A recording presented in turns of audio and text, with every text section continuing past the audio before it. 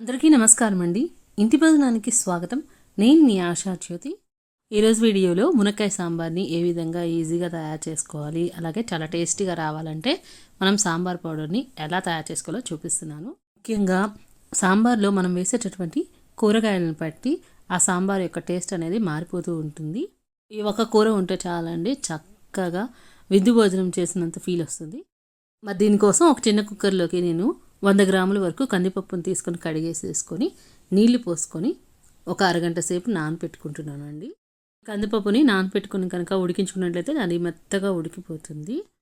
ఇక ఇది ఉడికించుకునేటప్పుడు దీంట్లోకి ఒక 1/2 టేబుల్ స్పూన్ వరకు కూడా పసుపు వేసుకొని కొంచెం నూనె కూడా వేసుకొని కుక్కర్ మూత పెట్టేసేసి 5-6 విజిల్స్ రానిస్తే పప్పు మెత్తగా ఉడికిపోతుంది.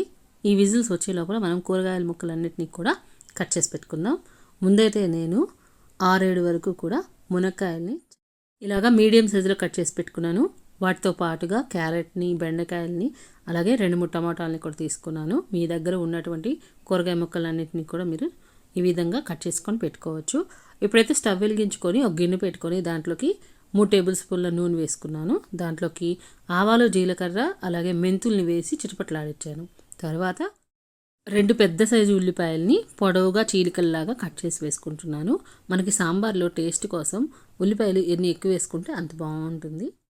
ఈ ఉల్లిపాయలతో పాటుగానే కరివేపాకును కూడా వేసుకొని వేయించుకుంటున్నాను. ఇవి బాగా వేగాల్సిన అవసరం లేదండి, కొంచెం మగ్గితే సరిపోతుంది.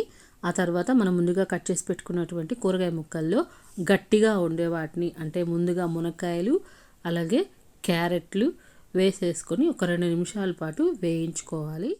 ఈ విధంగా మునక్కాయల్ని ముందుగా వేయించుకోవటం వల్ల అవి మరీ మెత్తగా ఉడికిపోయి ముక్క అనేది చెదరకుండా ఉంటుంది. అలాగే క్యారెట్లు వేయటం వల్ల మనకి సాంబార్కి స్వీట్ టేస్ట్ వస్తుంది. ఇవి 2 నిమిషాలు వేగాయి కదా. ఇప్పుడు దీంట్లోకి బెండకాయ ముక్కలు, అలాగే ఉప్పు నీళ్ళలో నానపెట్టుకున్నటువంటి వంకాయలు, అంటే కట్ చేసుకునేటప్పుడు ఉప్పు నీళ్ళలో వేసుకోవటం వల్ల వంకాయలు అనేవి రంగు మారకుండా ఉంటాయి. ఇంకా టమాటాలు కూడా వేసేసుకొని మొత్తాన్ని కలిపి పెట్టుకుంటున్నానండి. ఇప్పుడే రుచికి తగినంతగా ఉప్పు కూడా వేసేసుకుంటున్నాను. అలాగే కొంచెం పసుపు కూడా వేసుకొని కలిపెట్టుకుంటున్నాను. మనం ఆల్రెడీ పప్పులో పసుపు వేసాం కాబట్టి దీంట్లో 1/2 టేబుల్ స్పూన్ వేసుకుంటే సరిపోతుంది. ఇప్పుడు దీంట్లోకి 2-3 పచ్చిమిర్చి చీలికలు కూడా వేసేసుకొని ఇవి ఉడకటానికి కావాల్సిన నీళ్ళని పోసుకోవాలి. నేనైతే ఇక్కడ ముక్కలు కొంచెం మునిగేంత వరకు సరిపడినన్ని నీళ్ళని పోసుకుంటున్నాను. ఇక్కడ నేను మునక్కాయ సాంబార్ చేస్తున్నాను కాబట్టి మునక్కాయలు అనేవి ఎక్కువగా ఉండేటట్టు చూసుకున్నాను, మిగతావి కొంచెం తక్కువగా ఉండేటట్టు వేసుకున్నానండి. ఈ లోపల మనకి పప్పు ఉడికిపోయింది. మూత తీసి ఈ పప్పుని మెదుపుకోవాలి. ఈ లోపల మనం వేసుకున్నటువంటి కూరగాయ ముక్కలన్నీ కూడా సగం వరకు మగ్గిపోయాయండి. ఇప్పుడు దీంట్లోకి ఒక 100 గ్రాముల చింతపండుని నానపెట్టుకున్నటువంటి నీటిని మొత్తాన్ని కూడా పోసుకోవాలి. ఇక్కడ నేను చింతపండులోకి 3 గ్లాసుల నీళ్లు పోసుకొని దాని నుంచి గుజ్జును తీసుకున్నానండి. సాంబార్లోకి మనం తీసుకున్నటువంటి ఈ చింతపండు నీళ్ళు అనేవి ముక్కలన్నీ కూడా మునిగేంత వరకు ఉండాలి. మనం ఈ చింతపండు నీళ్ళని ముందే కనుక పోసినట్టయితే కూరగాయ ముక్కలు ఉడకటం అనేది కొంచెం లేట్ అవుతుంది. కాబట్టి ముక్కలు కొంచెం ఉడికిన తర్వాత ఈ చింతపండు పులుసుని పోసుకోవాలి.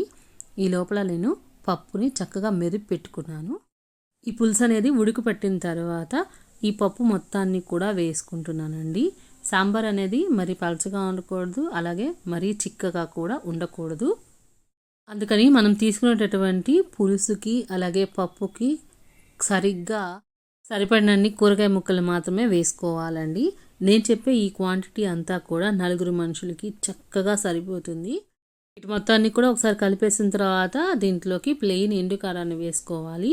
సాంబార్లోకి కారం అనేది కొంచెం ఘాటుగా ఉంటే బాగుంటుంది. తక్కువ తినేవాళ్ళు కొంచెం తగ్గించి యాడ్ చేసుకోండి. కారం కలిపిన తర్వాత మనకి మంచి రంగు అనేది వచ్చేసింది కదండి. ఇప్పుడు ఈ మొత్తాన్ని కూడా 4-5 పొంగులు వచ్చేంత వరకు మరిగించుకోవాలి. వాటిలోని రసం అంతా కూడా సాంబార్లోకి దిగుతుంది. అప్పుడు మంచి వాసన వస్తుంది.